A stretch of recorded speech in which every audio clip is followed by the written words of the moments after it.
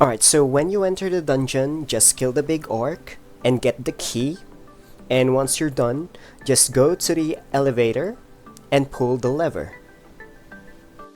Alright, so I'm gonna be showing you what to do to make it a bit easier for you. This is gonna be in a tank's perspective. So once you get up here, so the tank needs to step on the bomb so it won't be a hindrance later on, and he has to pull the mobs until this spot. Now, once you reach this area, just ignore the mobs on the far left corner. They do not matter. Only pull until here. The mobs from this spot until the edge of the black barrier, that's what you need to kill to open the other side. So let's go ahead and kill these orcs by pushing them down the bridge, as it's far easier because of our current gear score. So the tank pulls them until the bridge. Just do this with a small group at a time. And for the tanks, just make sure you have the proper skill specialization for you to be efficient. Now, while the tank is pushing the other mobs off the bridge, the rest of the party can just kill the stragglers. Now, at this phase, you might turn into a sheep time bomb.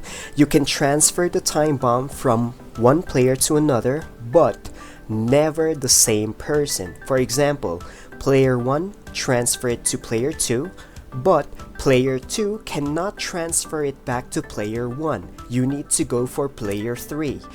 To remove it, you have to kill the orc shapeshifter. Once he dies, a blue circle will spawn and the sheep just needs to enter the circle. Now going back, after pushing the first round of mobs, the tank can gather the next round and lure them to the bridge and push them off. Or you can clamp them together and just kill them instead. And again, it's gonna be up to your tank on what he wants and can do. Now at least you know which mobs to ignore and kill to save some time. This phase, you can either do one of two things. You either focus fire on the orc shadow elder and just pass the sheep time bomb from one player to another until he dies, or you can kill the orc shapeshifter first, dispel the sheep bomb, then change target to the orc shadow elder until he dies. Preferably, I would go for option number 1. Let's kill the big lug right here and get his key. Now the tank's role is gonna be the same. Step on some traps so it won't be a pain later on. Walk across and pull the lever and keep luring the mobs until this point so you can save time for the team. Feel free to pause the video if you need more time. Now, you might be wondering why there are two videos on the same instance. It's because I have not encountered people on the global server who is doing this method. This is what we usually do in the KR server to save some time. And while the tank is on the bridge, the rest of the party can go straight over here and kill the orc shapeshifter, and finally the ones in the center. Now for this part, you just need to disable them both.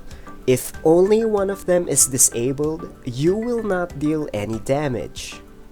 Now with the current party setup, this should be available for every party doing this dungeon. There is no reason why your party will not have these skills. Even at level 1, it is enough to clear this phase. Just switch it out a bit just to get through this. And after that phase, it's gonna be the usual. You can either clamp and kill them together or just push them off the bridge. Just make sure before you push them off, place them off the rails of the bridge so when you push, they don't get stuck. And finally, the boss phase. Now you might notice I mark myself with a symbol on top of my head, and I place pin numbers on each totem to guide my party. So purple circle, just use your defensive skill. For meteors, just make an effort to dodge because it will hurt. Alright, so when he says die, this is a major mechanic that you need to do. Phase 1, 2 orcs will appear on opposite sides. Just kill one. One person will be turned into a sheep in the center, And the reason why I have a mark on my head is because so my party can prepare where to pass the sheep onto.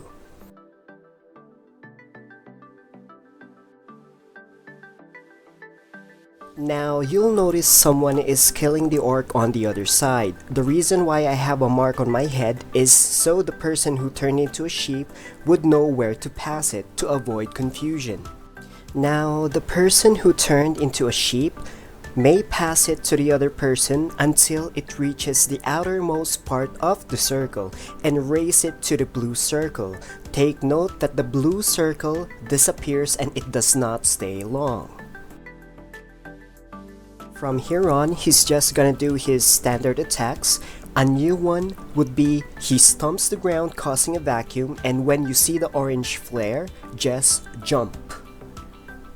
And yes, I missed that one, so please ignore it. And if your tank is really good, he'd be casting defensive skills like Bastion to help mitigate the damage. And phase 2, it's the same mechanic except no one would be turning into a sheep, but someone will be rooted in the center. No orc will spawn, but the totem will turn red and blue. Everyone needs to get out of the circle and activate the red totems. You need 2 of them, so that the person rooted in the center can move freely. And now he's back to his standard rotation. Next, he's going back to phase 1. This time, orcs will spawn on pin 2 and 4. The point of the number is for you to prepare which totem to go to when the boss starts his mechanic. Remember, time is of the essence for this boss. So he's just going to alternate between phase 1 and 2. The same goes for the totems. It alternates between pin 1 to 3 and 2 to 4. You just gotta be aware of where it starts and ends so you and your teammates can prepare. And from here on out, it's just gonna be rinse and repeat. I hope this video helps you out and have fun.